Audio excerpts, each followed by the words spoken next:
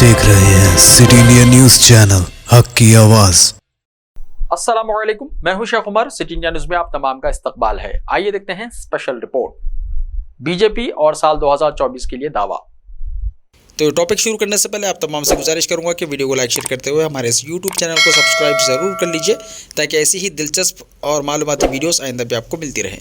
वज़ीर दाखिला अमित शाह का दावा है कि बीजेपी और नरेंद्र मोदी को साल 2024 में एक बार फिर इख्तिदार हासिल होगा। अमित शाह ने गुजरात असेंबली इंतखाबात के नतायज का तज़किरा करते हुए कहा कि इन नतायज से वाज़ेह हो गया है कि अवाम साल 2024 में एक बार फिर नरेंद्र मोदी को वज़ीर आज़म मुंतखब करेंगे। अमित शाह इससे पहले भी ये दावा कर चुके हैं कि बीजेपी मुल्क पर 50 साल तक हुक्मरानी करेगी। हालांकि हिंदुस्तान एक जमहूरी मुल्क है और यहाँ हर 5 साल में अवाम किसी को इख्तिदार सौंपते हैं और अपने वोट का इस्तेमाल करते हुए किसी को इख्तिदार से बेदखल भी कर देते हैं। वैसे तो हर सियासी जमात इख्तिदार की दावेदारी पेश करती है और अवामी तायद हासिल करने का दावा करती है, लेकिन बीजेपी जिस तरह से दावा करने लगी है वो खतरे मुख्तलिफ कहे जा सकते हैं। वैसे तो कुछ गोशों की जानिब से बीजेपी पर इंतखाबी धांधलियों और वोटिंग मशीनों में हेरा फेरी के इल्जामात भी आयद किए जाते रहे हैं और कुछ गोशों की जानिब से बैलेट पेपर पर इंतखाबात करवाने के मुतालबात भी हो रहे हैं। लेकिन एक हकीकत यह भी है कि बीजेपी की शुमाली हिंदुस्तान में अवामी तायद में कमी आती जा रही है। बीजेपी को यह एहसास होने लगा है कि कई रियासतें ऐसी हैं जहां बीजेपी शायद साल 2019 की अपनी इंतखाबी कारकर्दगी को दोहराने में कामयाब ना होने पाए। बिहार में बीजेपी के लिए मुश्किलात पेश आ सकती हैं। उत्तर प्रदेश में भी बीजेपी की सीटों की तादाद में कमी के वाज़ेह इशारे मिल रहे हैं। इसी तरह राजस्थान और मध्य प्रदेश में जिस तरह बीजेपी ने क्लीन स्वीप किया था, साल 2024 में शायद वो सूरत हाल रहने नहीं पाएगी। बीजेपी को इन रियासतों में नुकसान का सामना करना पड़ सकता है। इसी तरह मगरबी बंगाल में बीजेपी का मुजाहरा कमजोरी वाला ही हो सकता है। गुजरात के ताल्लुक से हालांकि बीजेपी बहुत ज्यादा पुरुम्मीद है कि वहां क्लीन स्वीप होगा, ताहम ऐन वक्त तक इस ताल्लुक से कुछ भी कहना क़ब्ल अज़ वक्त होगा, क्योंकि अवाम के मूड और उनके वोट का किसी को भी अंदाजा करना मुश्किल होता है। बीजेपी को दिल्ली में भी मुश्किलात पेश आ सकती हैं। 7 हलकों पर बीजेपी का कब्जा है और कहा जा रहा है कि इसे वहां भी नुकसान होगा।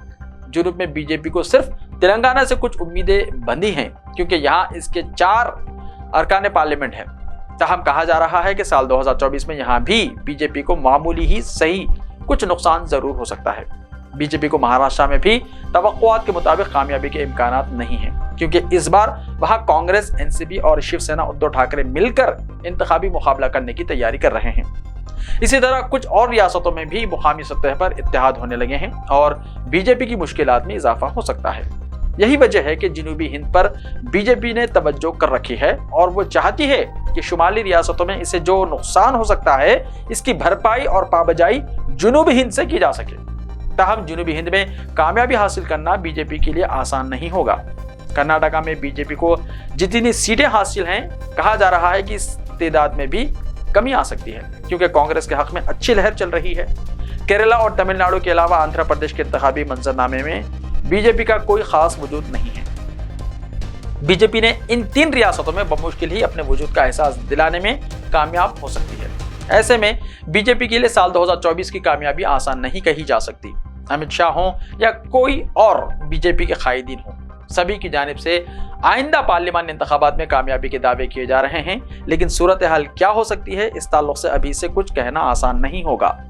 अपोजिशन जमातों के ताल्लुक से कहा जा रहा है कि ये सब अपने तौर पर आइंदा पार्लियामानी इंतखाबात में सख्त मुकाबले की तैयारियां शुरू कर दी गई हैं और बीजेपी से डटकर मुकाबला किया जाएगा। रियासती सतह पर इलाकाई जमातें भी कमर कस रही हैं और बीजेपी को शिकस्त से 2-4 करने के लिए कई जमातें मुत्तहिद भी होने वाली हैं। ऐसे में बीजेपी के दावे किस हद तक दुरुस्त साबित होंगे ये इंतखाबी नतायज ही बता सकते हैं। ऐसे ही ताज़ा तरीन खबरों के लिए देखते रहिए सिटी इंडिया टीवी। तो मिलते हैं कल, तब तक के लिए अपना ख्याल रखिए। अल्लाह हाफ़िज़।